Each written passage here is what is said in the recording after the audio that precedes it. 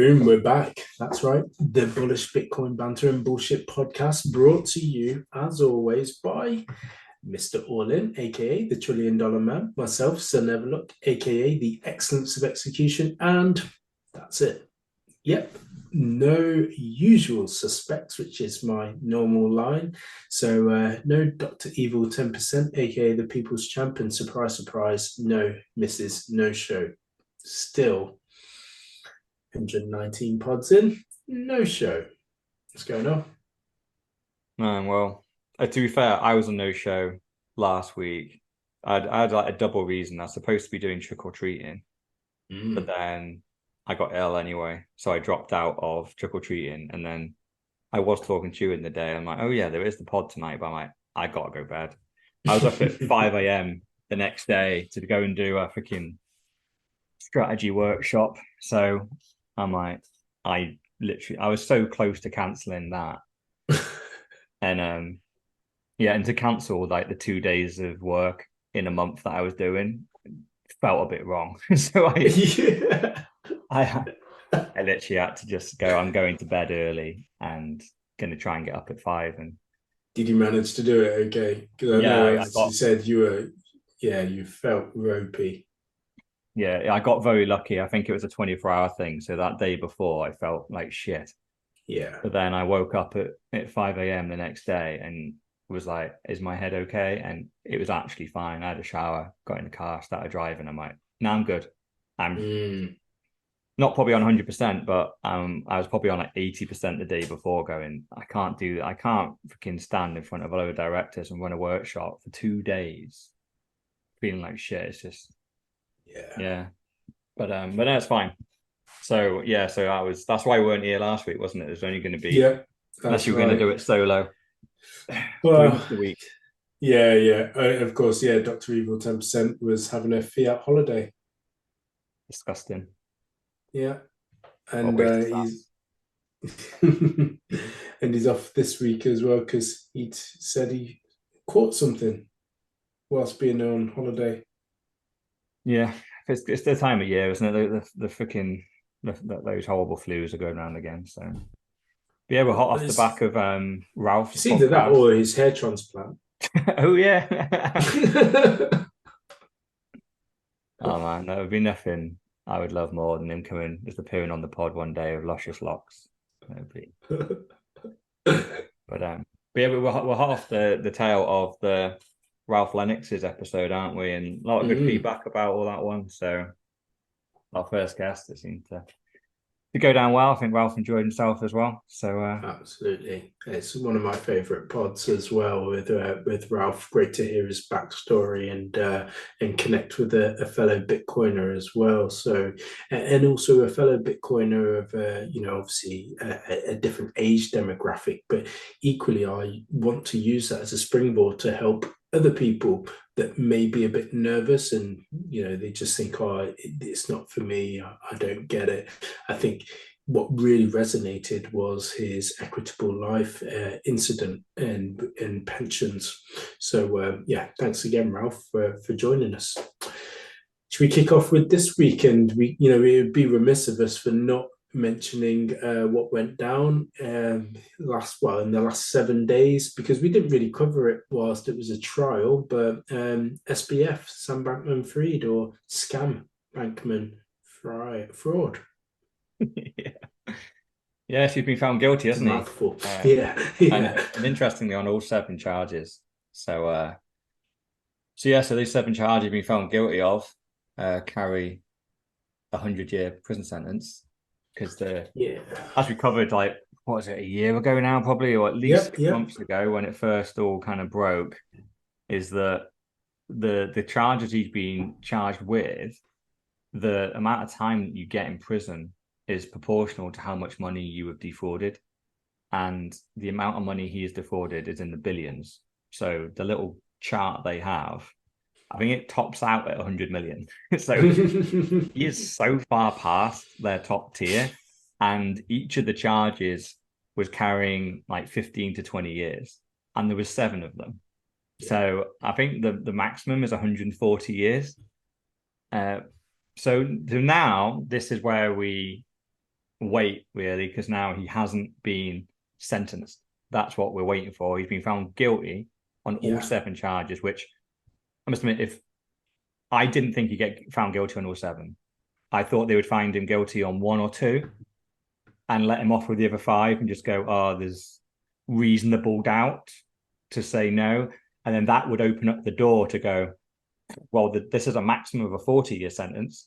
And then you could do the whole, oh, it's a first-time offender. He didn't know what he was doing. And so before you know it, you end up in a 3 to 5 year sentence out of a potential Yeah. 40. But you've been convicted of all 7. So now you're talking 140-year sentence potentially. And you go, well, now a lenient sentence on that, even just giving him a gimme, that's still a decade, right? It's still 10 years. And even that would be seemingly outrageous. So he's got to be looking at 20, 30, 40 years, even if they go easy on him. Yeah. That's and they going to came be. back with a quick decision as well, with regards to, dude, you are guilty. So I was following it, Tiffany Wong and her latest updates. Trooper. What a trooper she was in terms of getting up every day. She has no job and she was just living off donations. But ultimately, I think SBF might.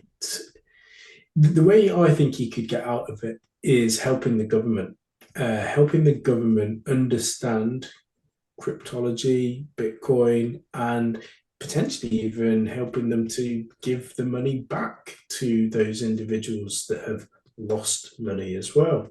And I mean that in a genuine sense of, he's a smart guy. Why let those brains just simply rot in prison? He could probably help with the government spending and the way that they spend their money, and maybe try to reduce his sentence that way, as opposed to just leaving him where he is. I also think the fact that he probably has a little bit of dirt on a lot of people that he donated to and that were involved. Yeah, fair enough, you're guilty, but are they going to throw him under the bus because he might know stuff? Yeah, there's Jesus. It'd be the most US government thing ever to do, is to put the guy in charge of the biggest financial fraud in charge of their spending. Yeah. That would be the most nuts thing ever. And I think like the whole Sam's a genius thing, I think that is largely been debunked at this point, because a lot Yeah. of like why he was a genius was, oh, he's an expert coder, and also he's almost a savant at trading.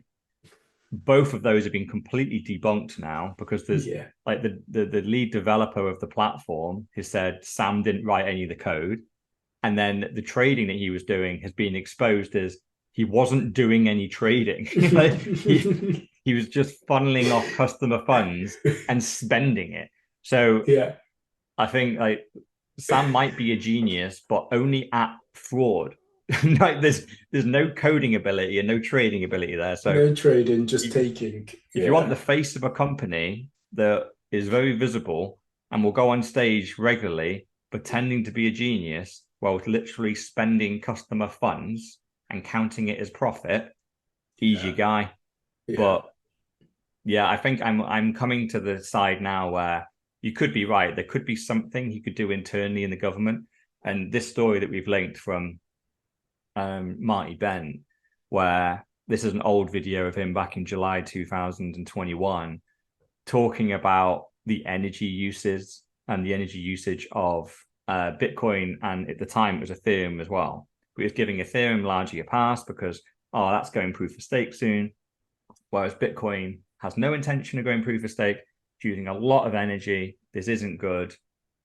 And so there is a job for him there to almost be a Bitcoin FUD guy, almost, because it was annoying, actually. I mentioned that strategy event I went to.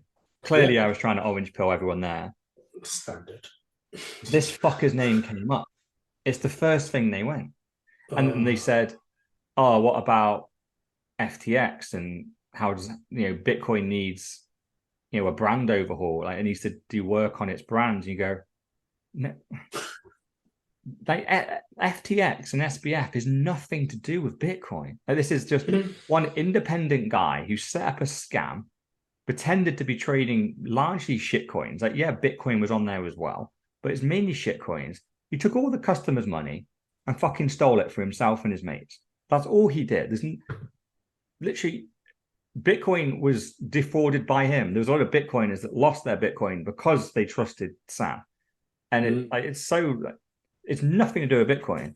So it's really fucking annoying. But he has managed to position himself, and I think the media and the fiat world like Sam being the face of Bitcoin, even though because there is no face. That's probably there is no why. face of Bitcoin. But There is no the media normies behind don't it. know Yeah, that, do they? correct. No, they They don't. think he is a genius. He is a Bitcoiner. So if they can get him to go regularly on TV or whatever, just shit talking Bitcoin for its energy usage, it's the fraud that can happen on it, all the classic fraud things, and just go, oh, that doesn't happen on CBDCs.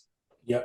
Like, he would be a brilliant spokesperson probably for that, because the normies would go, oh, that guy used to be a Bitcoiner. He used to be the CEO of Bitcoin, and now he's going, Bitcoin's a scam and it's bad for the environment, and use this. Oh, right, I'll use his that. fraud past. Yeah, yeah. Yeah, and oh yeah, I was wrong. I did all this fraud in Bitcoin, but now I'm using the USD CBDC, and Yeah. this is the thing because Joe Biden is backing it, and it's great. So you might be onto something there. I mean, I would Do you say there's remember probably a the five film or Catch ten Me If I percent Can? chance of that happening, and a 90% chance of him getting thrown into the bus and getting a 50-year sentence. Yeah. Do you remember the film Catch Me If You Can?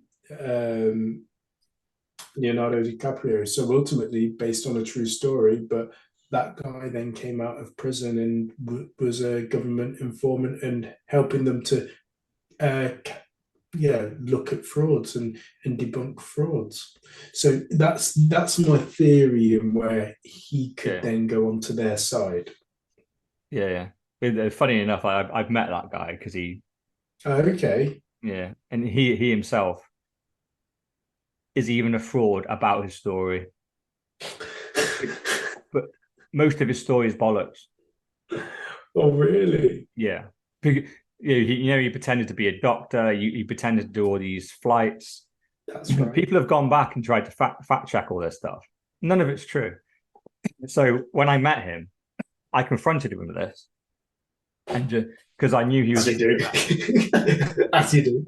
Yeah, I was at a small event. It was like this evening event, and obviously it's in identity and all that stuff. And it was like 20 people, and we are all going to go around the London Eye in a capsule. So I was in there with him, and there's only like 10 of us in there. So because I knew I was going to this, I went, oh wow, it's the Catch Me If You Can guy.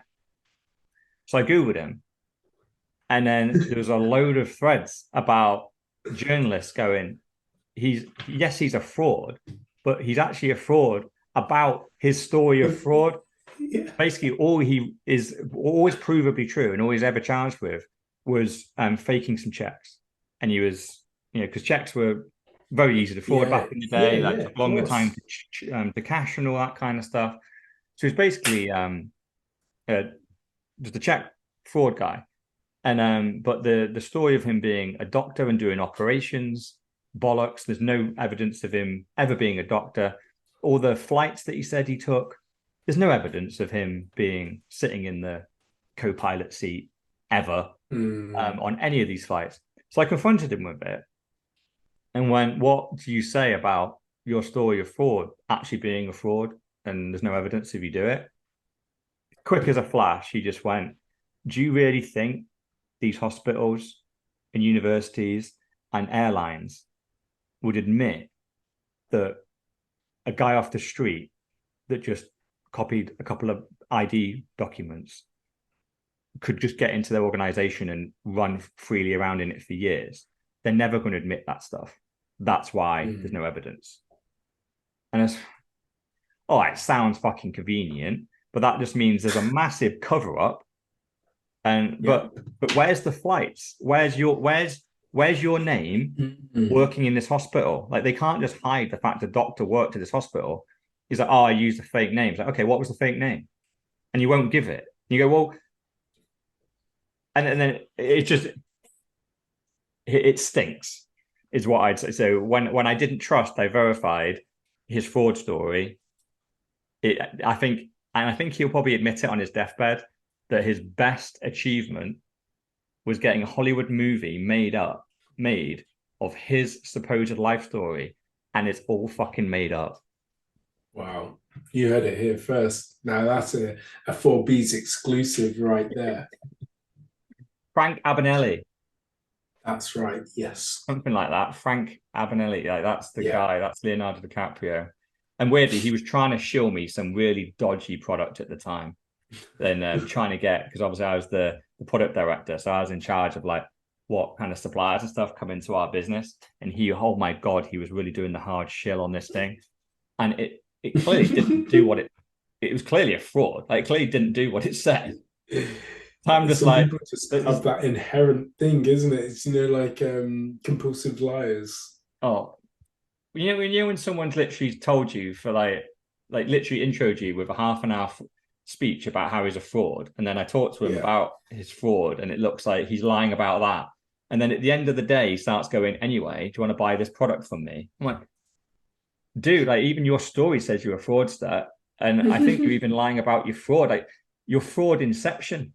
So of course I'm not buying your product and bringing it into my business and putting my name on it. Like Yeah. fuck no. Like, what? Literally like putting SBF in charge of my personal finances. Yeah. Bro, I think you burnt that bridge up quite a while ago. Number one, I wouldn't be doing it anyway. But number two, based on your track history, I Um, think I'm gonna have to. just going quickly back to the whole FTX thing as well, and this is the worrying thing is that, and we looked at it, and I'm sure we thought about it briefly. We saw the meteoric rise of FTX come from nowhere to being the number one exchange. And we also saw the likes of crypto.com. And it drew red flags to us by the fact that you had to put your money in, but then you had to wait months before you were able to convert it or pull it out because they were giving away an FTT coins and crypto.com were giving away CRO coins. And we immediately thought, well, okay, fair enough. We'll just take the free coins and we'll convert it into sound money, i.e., just more Bitcoin. Put it onto or take it off the exchange, put it into cold storage. The moment that we found out that we couldn't do that, we were like, yeah, that's not for us. That's not going to happen.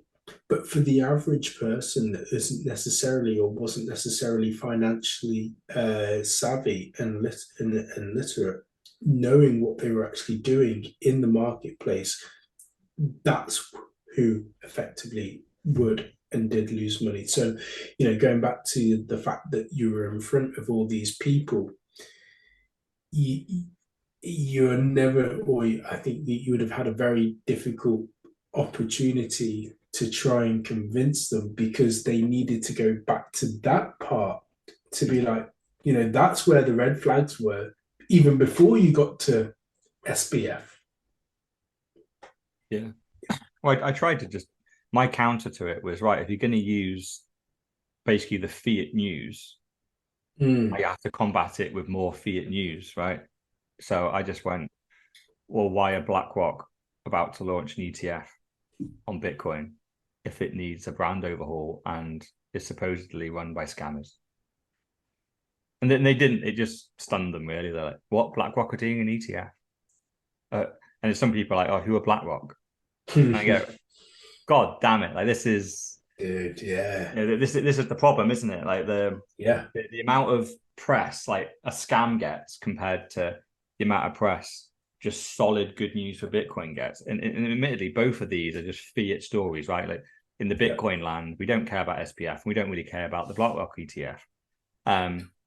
But the BlackRock ETF is hugely bullish and is a huge endorsement of Bitcoin if you're going to yeah, trust the fiat world. Whereas clearly SBF is being used as something to drag it down and just call it, this whole world's a scam and don't trust anyone in it because this is the little boy genius and he just stole everyone's money. So who knows what some random person on Twitter is going to do to you?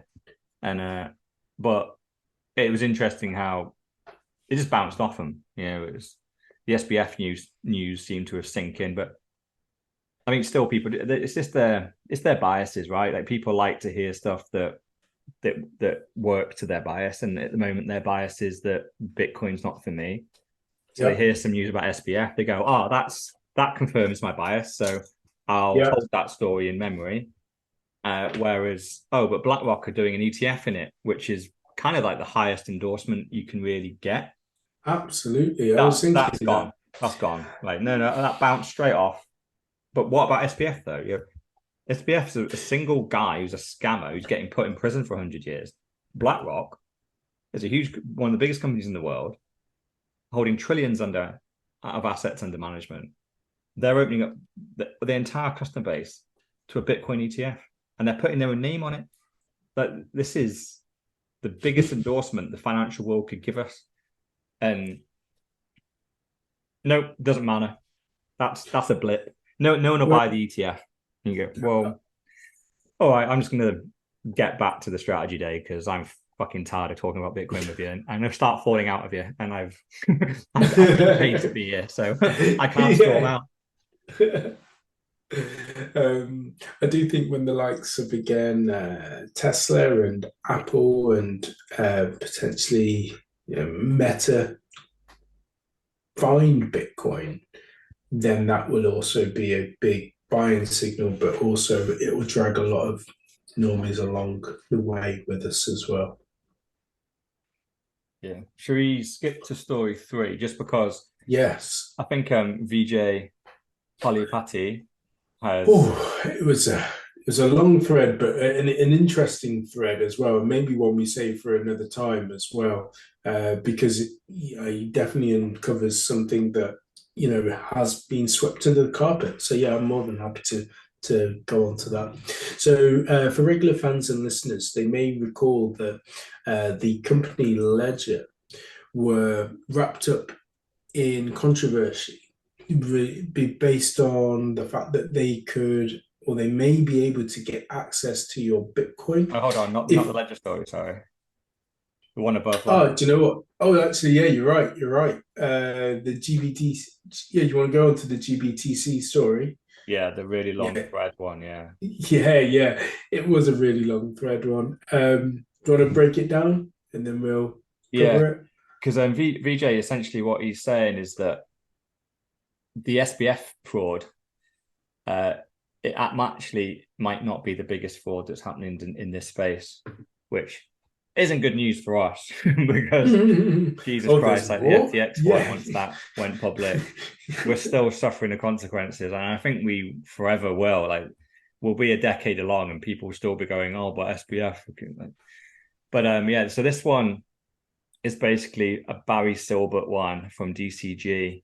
So DCG essentially back in 2013, they started a company called Grayscale, and they basically put a product on the market called GBTC, which was a way of getting exposure to the price of Bitcoin in the financial markets, like the traditional financial market.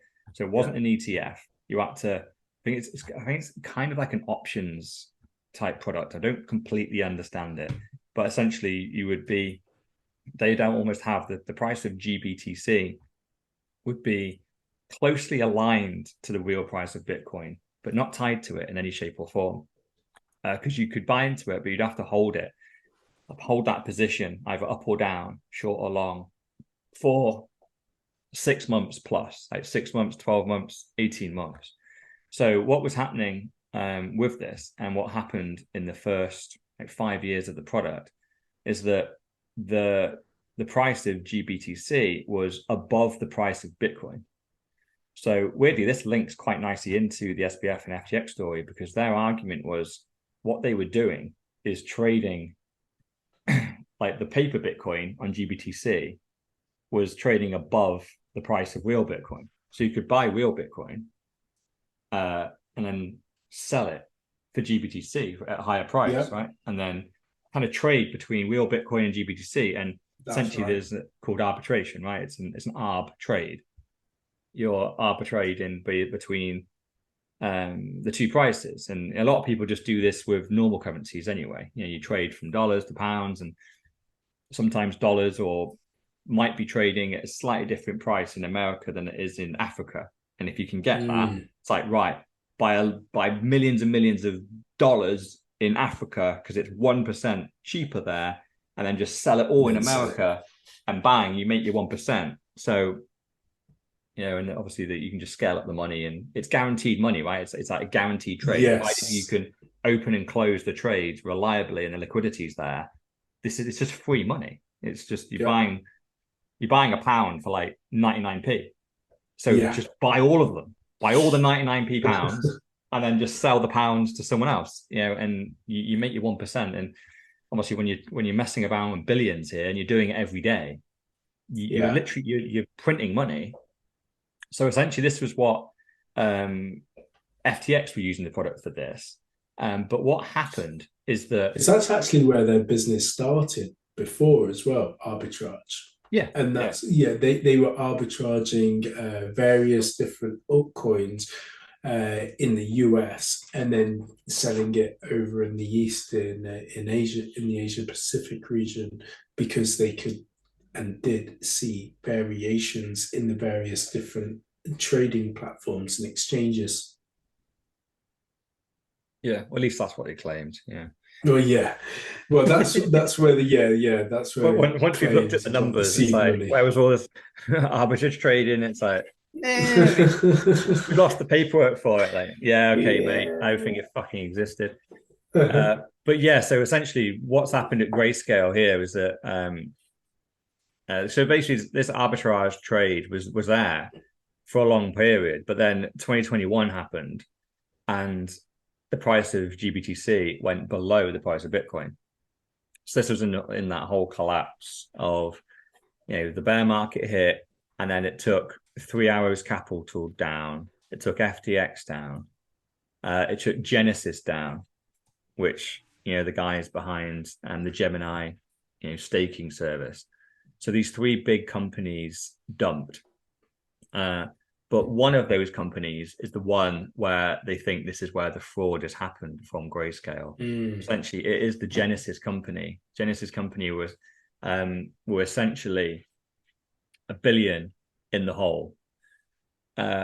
So they needed to be made to look to be solvent. So what Grayscale did was write them a note that went, we will cover your losses. We'll basically, I think it was 1.2 or 1.4 billion of basically a lender's note. They've dug into this lender's note, and essentially Barry Silbert, who is the CEO of Grayscale and DCG, this promissory note isn't worth the paper it's written on. It's essentially a fraudulent document where it went, oh, we'd have to pay you a penny for 10 years. If you go insolvent before that, it's all over. So essentially, they did not have the cash. That this was not Yeah. a loan. They had not received a single dollar from Grayscale. So essentially, what was going to always happen happened to Genesis, and they went under. Yeah, there's Terra Luna as well. Jesus, there was, yeah, Oh yeah. Luna went under, like 3 Arrows Capital went under, and obviously Alameda and FTX all went under. So they were a lot of the people that were buying up this GBTC were these companies. And as we know now, they're largely buying it up with customer funds, which is kind of hilarious. Uh, so yeah, so essentially there was $1 billion fraud, and it seems that Grayscale were actively pretending that they were underpinning at least one of these companies, mainly Genesis, and they weren't underpinning them. So Genesis came out publicly to say that they were being underpinned by DCG. It turned out that they were not, and it looks like a very serious fraud. And obviously, billions were lost. Genesis went under with multiple billions. I think it was either 2 or 3 billion they lost. You got 3 Arrows Capital that lost billions, and obviously you got FTX on top of there that lost 4 billion. Yep. And they all seem to be linked in some shape or form to Grayscale. And there's some very dodgy transactions coming from Grayscale and all three of those companies. Yet they have been largely untouched and have avoided and are seemingly not insolvent. They have not.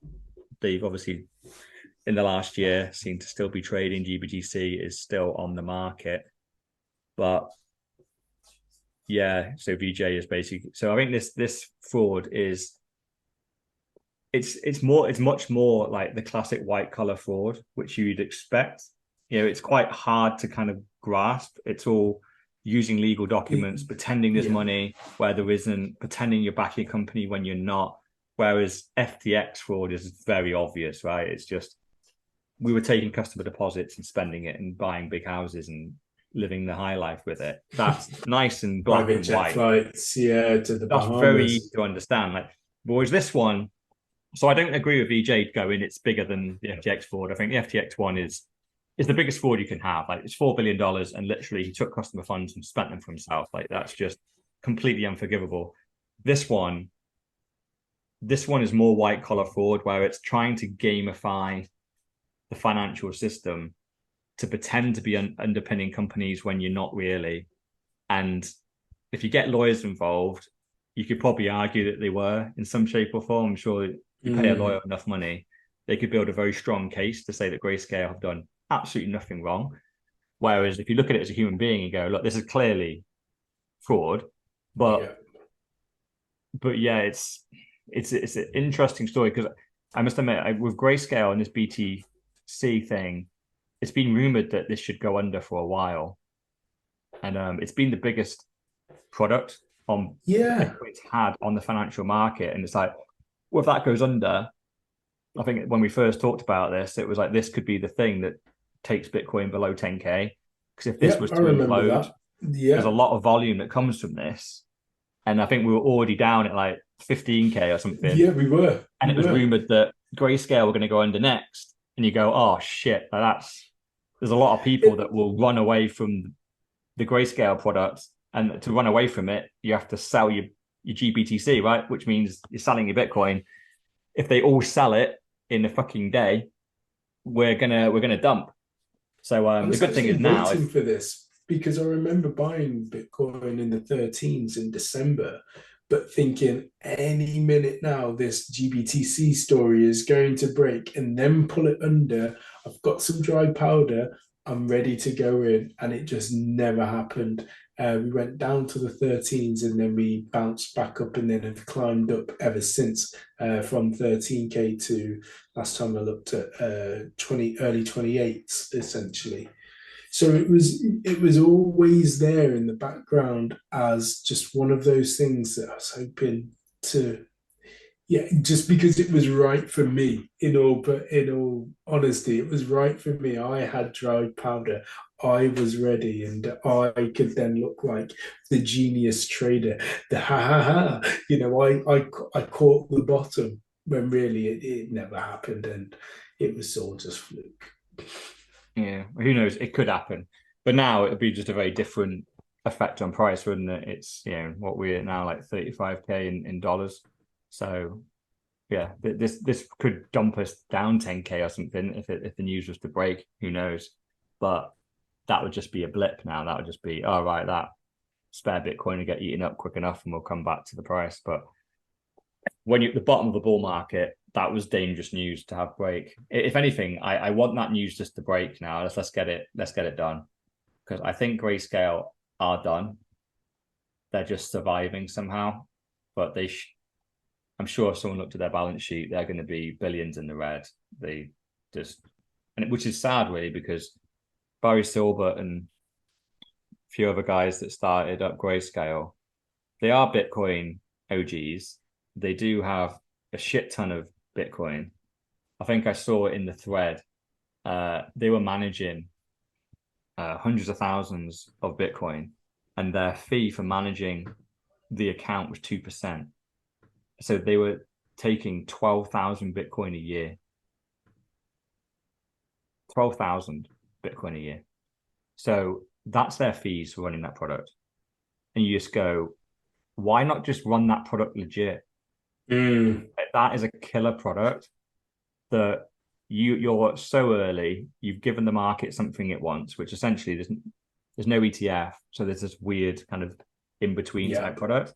You're making 12,000 Bitcoin a year off it. Just run that properly. Yeah. And don't do these dodgy behind the scenes deals with companies that are being reckless, because seemingly you're not being reckless. You're not stealing customer funds. You're not trading shit coins. You're not doing anything illegal. You're just running a legitimate Bitcoin product and putting it out there on the traditional financial market. And you've accumulated hundreds of thousands of Bitcoin on there, and you're charging 2%. And customers are happy with you charging 2%. Just do it legit. But as always, seemingly wanted more. It wasn't enough. You had to do some dodgy background deals. And it's probably going to blow up in their face now. And the prison time for this type of stuff, again, it's in the billions. So if they get caught on a couple of charges, these guys could be in prison for decades. If it all turns out they might be the richest criminals ever, because they're rich, right? They're independently rich. Even if their company's insolvent, you can guarantee they have tens of thousands of bitcoins each. We'll wait up for it because it actually never happened. So, this is one of those things where it could, I don't know, we don't really talk about price, but it could bring the price back down because, it's been there in the background to do so. Yeah, it'll just be BlackRock will just buy it all up. They're looking for Bitcoin at the moment, aren't they? Yeah. And maybe, and that's the thing, isn't it?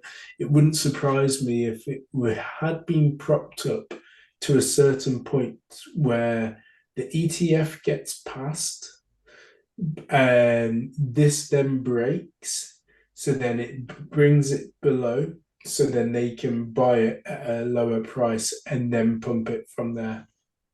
Because it would be a good spectre.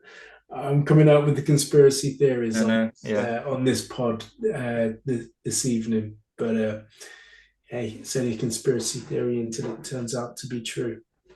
Yeah, it would be a great way to dampen the ETF news if you just want to keep the price low. Yeah, do the BlackRock ETF 1 week and then just release that the next week.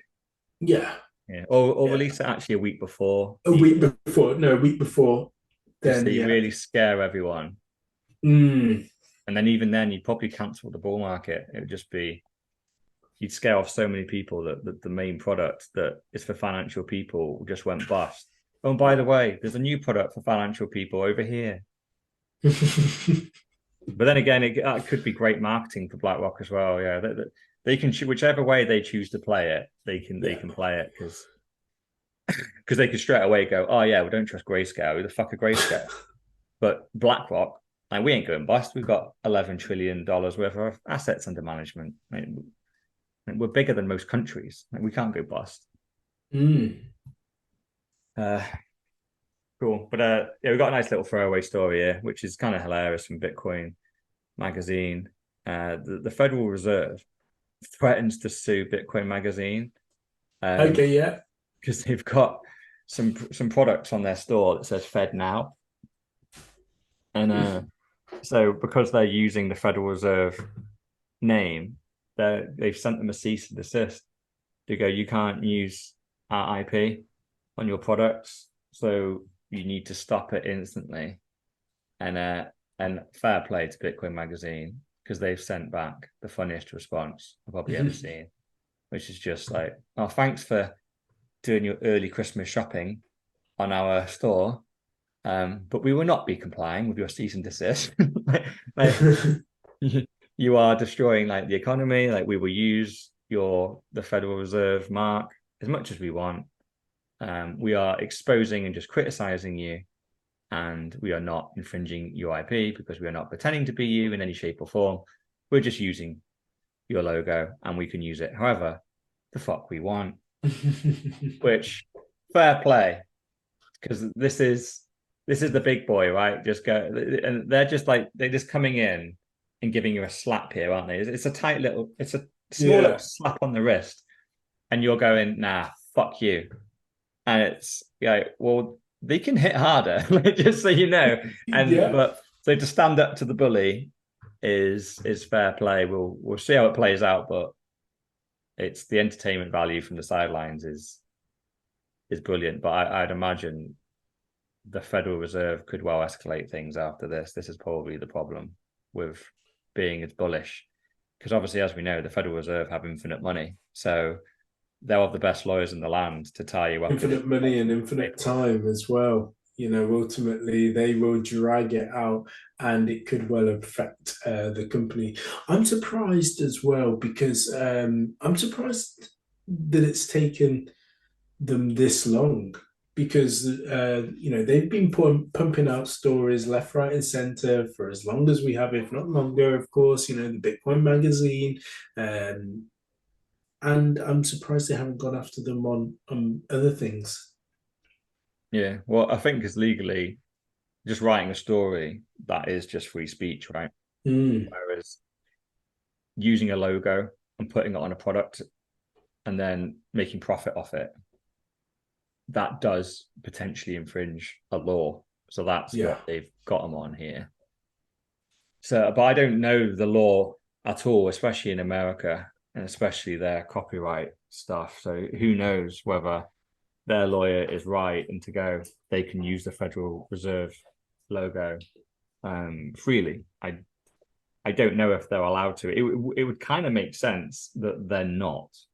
Mm, You know, because if I agreed. was to start selling T-shirts that had Coca-Cola written on them, you know, and I started selling a decent quantity of those, I would fully expect Coca-Cola to go, what the fuck? Like, people think they're buying a Coca-Cola product, and you're not Coca-Cola. You're not licensed to sell our product. Just as I couldn't go and sell Batman T-shirts, right?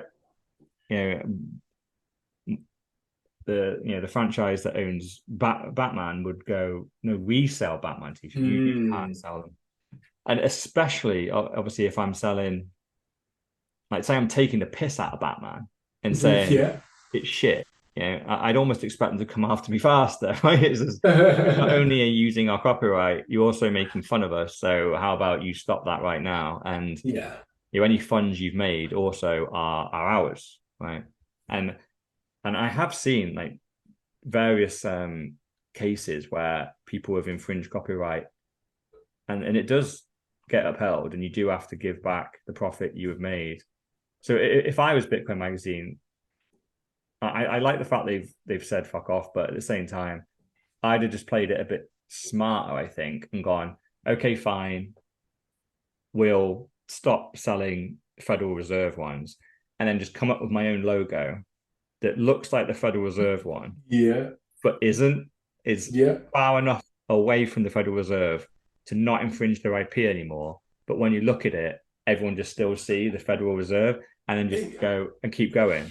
But just edit the product slightly so you do comply to their legal letter.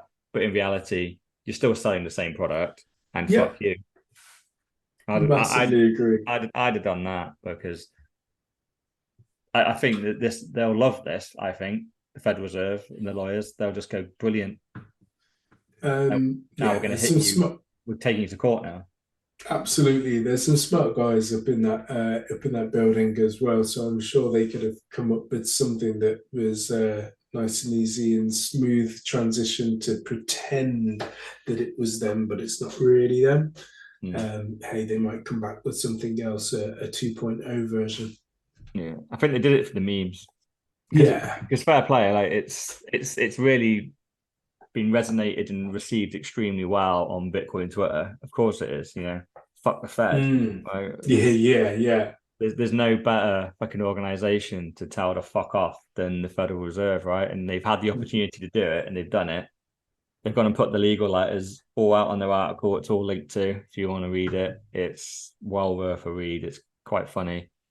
But I think if we fast forward a month or two, their reply is gonna, yeah, their legal fees are probably going to go through the roof. I don't think this is the last of that story, unfortunately. And so the CEO of Bitcoin Magazine is gonna.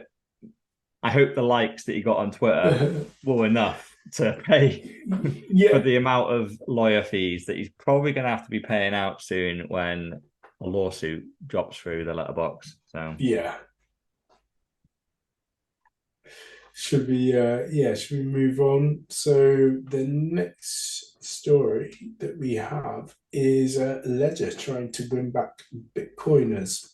So full transparency, we were all on this podcast big advocates of Ledger and users of Ledger. So, don't keep your coins on the exchange, take them off, put them into a cold wallet, and the storage device of choice was the Ledger Nano S. There are various other different versions, not really needed. Those versions are slightly bigger in order to carry more cryptos, but really, essentially, the only crypto that you need is Bitcoin, and there's no there's no display screen whatsoever in terms of like playing a game. It's just punching the numbers, pick the words and the symbols, and you're away. So we've got an orange version, and this version was to bring back some of the customers that were lost in the security fraud. yeah, and it's not even Bitcoin only, right? It's It's that not. obviously this is the whole response to what was it called? A ledger recover, Yeah, that's it. Ledger recover. Yeah. which essentially was a product that, in theory, that they said that you could literally phone like a hotline, and if you lost your keys, they would give them to you back. You go, well, how are you doing that? If you got a copy of my keys, and it was a case, well, yeah. Oh, and by the way, we already do have, even if you don't sign up to recover, we kind Yeah. of already have it. And And you signed it here, here, and here.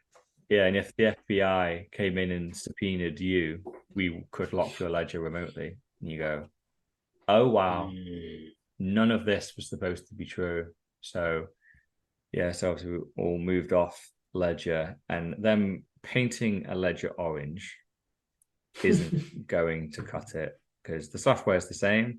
It ain't Bitcoin only. Literally, even in the screenshot of their Bitcoin only product, I can see the Ripple logo, fucking XRP. So Ledger, just go fuck yourself. It's like, you're not going to trick a Bitcoiner by painting a shitcoin wallet orange and going, it's Bitcoin. No, it isn't Bitcoin, mate. It's not secure. It's fucking optimized for shitcoins. Go away. This is not going to work. So, nice try, but no. Love it. Love it. Uh, Okay.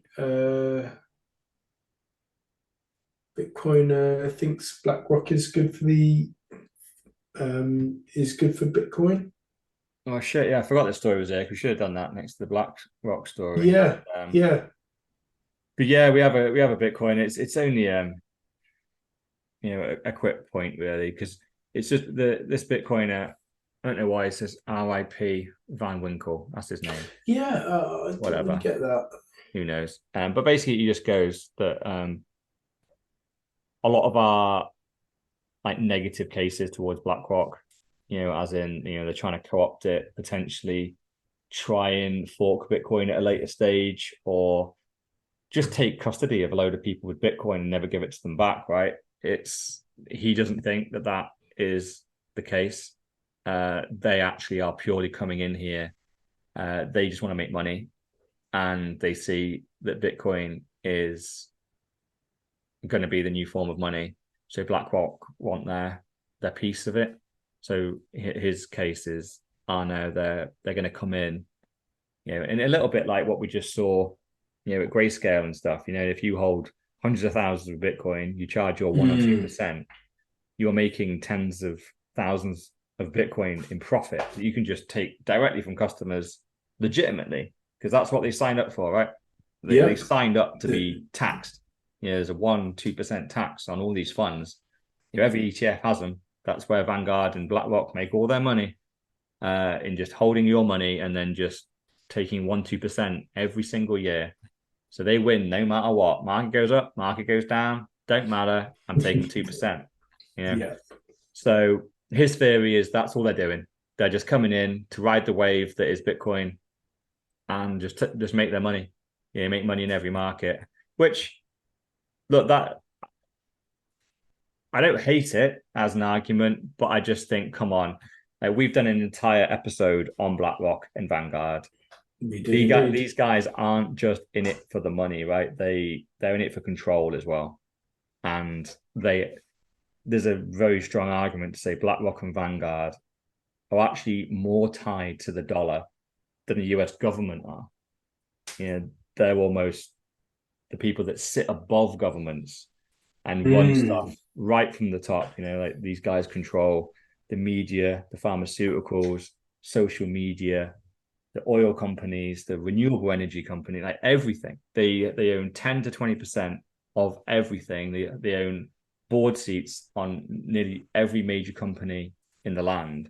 And when you think about that 10-20% of everything, they will own that 10-20% in the largest companies as well. So therefore, collectively, they have huge, huge swinging power to be able to go after those companies and also to manipulate them or to kind of force their hand as to how they should act and what they should do. Yeah. So I don't doubt like profit is one of their motivating factors. Mm-hmm. But I just think it's naive to think that that's all they're here for. I think Yeah. Holding the custody of an absolute shit ton of normies Bitcoin is a huge incentive. Cool. So next story is it's a bit of what's it called? Parody. It's a nice Yes. parody story. So I saw this and I didn't know it was a parody when I first saw it because I'd even seen the original tweet that this is parodying, right?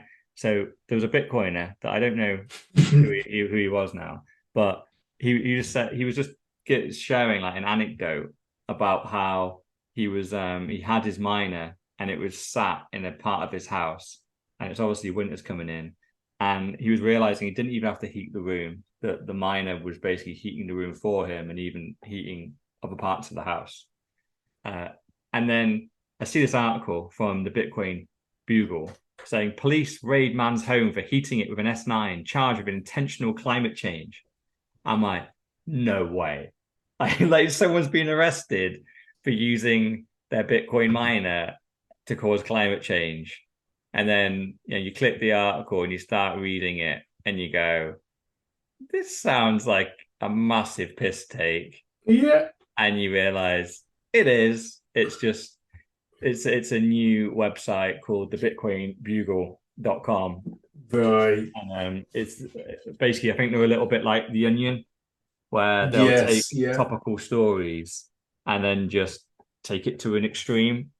And the problem is I saw this and went, hold on, where is this? And it says Canada. I go, sounds about right for Canada.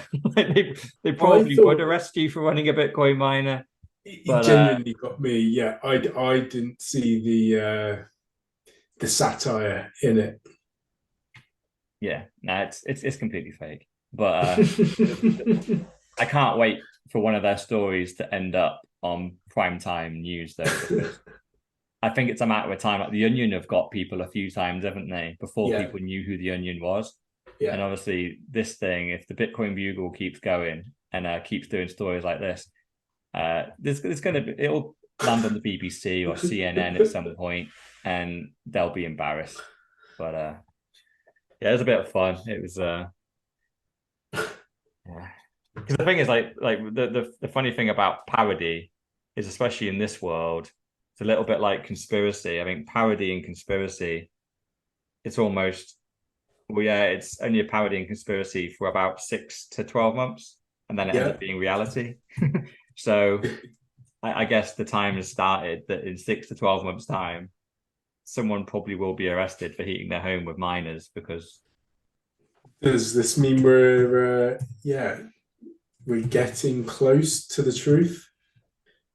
Because a miner would be pretty cool to heat your home with. It's possible. No, it's very possible. The main downside would be the noise. They're very Yeah, fucking noisy. So uh, unless someone's figured out how to make the cooling on them much quieter, it'll sound like there's a fucking beehive behind the mm, sofa if that's where you're hiding it. You won't want to be in that room. It might be nice and warm, but it's gonna be noisy as fuck. So I think heating outside rooms would be brilliant if you have any stables or barns or anything like that, and you can kind of shield the miner away from any animals or wood or whatever. Like you don't want it fucking bursting into yeah. flames or anything. But it is a very legitimate heat source, provided that the noise isn't a problem. So, but yeah, we know it's It, coming. Like Bitcoin mining becoming illegal is not like it's clearly on everyone's bingo card for somewhere in the future. Like they're gonna ban it.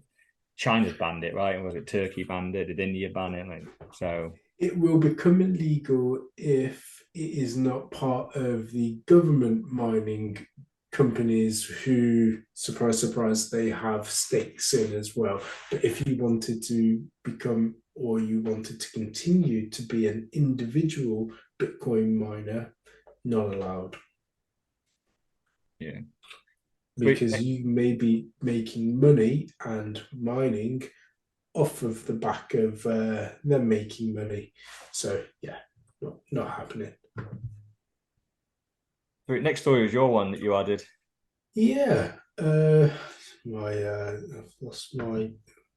Here we go. So yeah, 97. So a Thai bank buys 97% stake in a crypto exchange, and the reason why I thought this story was interesting is it's long been my theory that banks will become tomorrow's exchanges. Sorry, exchanges will become tomorrow's banks. And banks, as we know, they're too old, too clunky to be able to transition to be the holders of deposits in a digital world. Exchanges, that's effectively what they're doing. We know many people will feel more comfortable leaving their Bitcoin or cryptocurrency on an exchange than actually take self sovereignty off the product and the solution and the money themselves.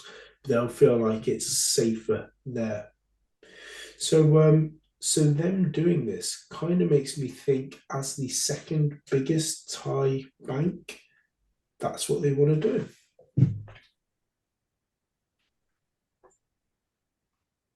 Sweet. Yeah. The only thing is just because obviously I doubt they do much Bitcoin on there. So yeah, it's just purely a profit play, isn't it? Yeah, 100%. But if anything, like when they acquired 97%, was it bust? Wouldn't surprise me. It could also be a playoff if we buy up the exchanges.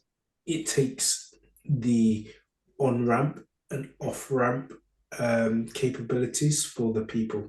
That again was my cynical side thinking of that. Mm. Yeah, no, that's a good point. Yeah, it's part of yeah, because as we know, the banks are basically government, so Yeah. actually, So as well as banning it, exchange. yeah, and saying you can't do X amount of trades or you can't fund your account and then put money into an exchange.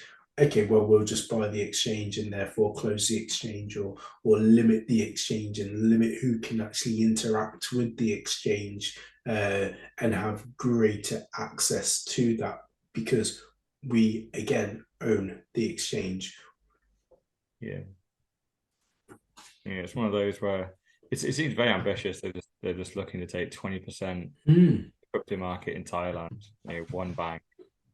yeah, But then they then say at the end they're going to dedicate 100 million to Web3 investments. So yeah, so they're setting fire to 100 million there.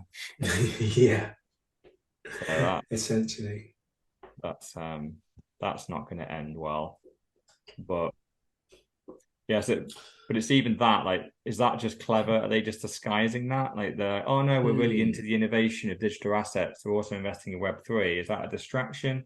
Because really they're trying to co-opt the whole space, like you just said, and Mm. make crypto government owned and obviously specifically Bitcoin.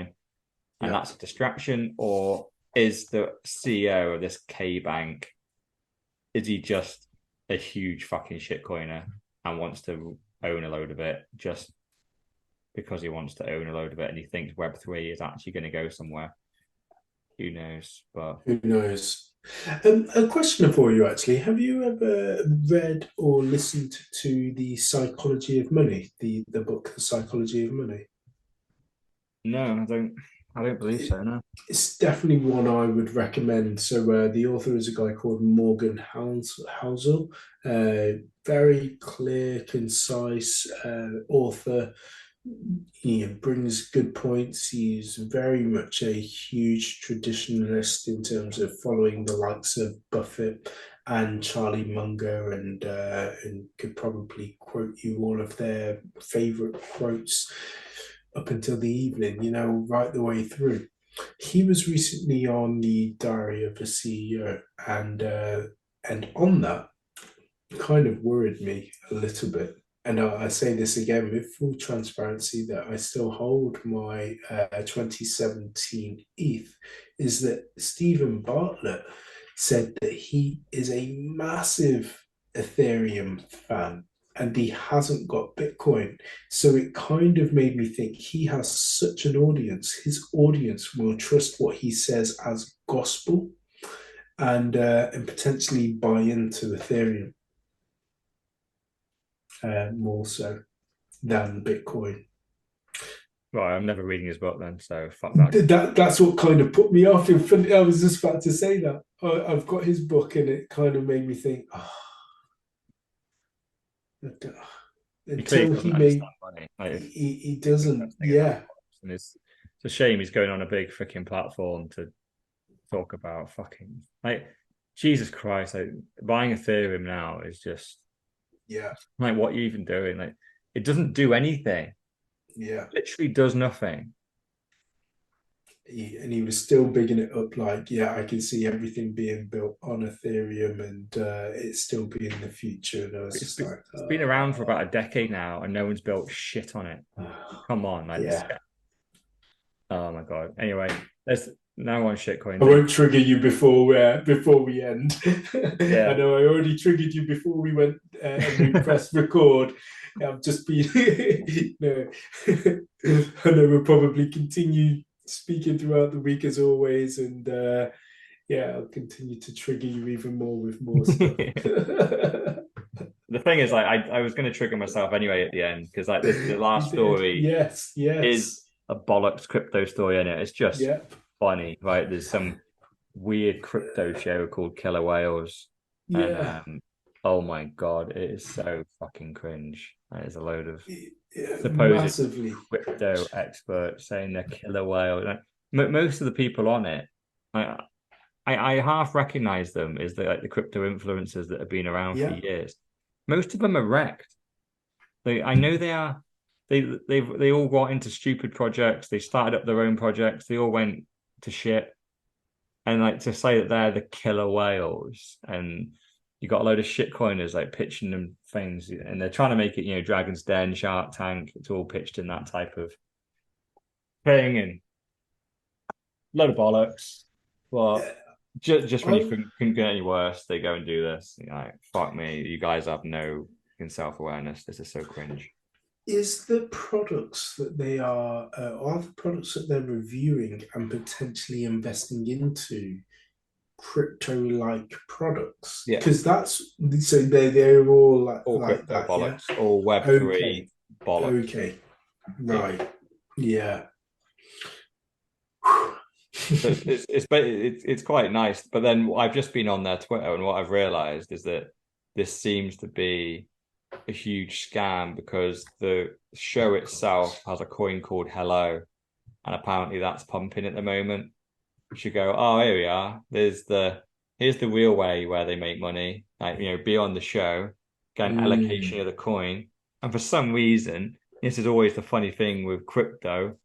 Like, how does this show having a coin mean anything? mm, It's not, you haven't got mm. shares in the it's not shares in the company with profit and loss or anything. It's just a coin A that's completely coin, divorced a from the coupon, show. a And it's digital going to go up, it's going coupon. to go down. And obviously the show's apparently it's not even launched yet. It doesn't come until January, but already the Yeah, coin is pumping, right?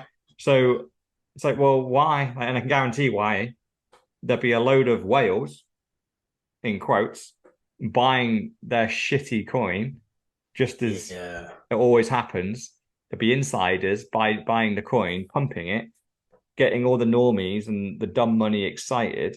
And when the yeah. show launches, it's like, oh yeah, like freaking buy the coin, and then there's going to dump on everyone, and that'll be how they probably all make a couple of million each. It's fucking disgusting that you just think that. But the thing is, like, it unfortunately, I've seen a couple of comments about this, and it goes, this just proves that Bitcoin does need to go lower because there's still dumb money in the Mm, system. Like the bear market is supposed to rat out all this bollocks, and we're literally getting a show called Killer Whales for like the crypto pitches, and you go, this is meant to be at the peak of the bull market. We get this bollocks. correct. Like, please tell me we're not at the peak now, because if we are, shit, that was a short bull market, man. I can't do another 2 year bear already. Like, Yeah, I want my bull market. we need to shake some of these people out. But yeah, I'm like that. I am so looking forward to some I told you so's to some people, and ideally, like I say, yeah, get out of the winter and into the summer. Yeah, we've had a pretty nice time the last couple of months, haven't we? Yeah, You've pretty pleasant. much had a double up, but when you're down at 25% and you double to 50% down, it's still Mm, like it still kind of hurts a bit. So, but yeah, let's leave it there. there You're we falling go. asleep, I can see. So I got to edit this bollocks thing now. So I got to get Yeah, on that. let's say 5 hours or something last night, and yeah, long day today. It's it, it's the 119th show, so that has been brought to you by Mr. Orlin, aka the $1 trillion man, myself, Sir Never Look, half asleep, aka the excellence of execution. We are doing the show on behalf of those no longer with us, Mrs. No Show, aka still Mrs. No Show, and yes, Dr. Evil 10%, aka the People's Champ. Peace.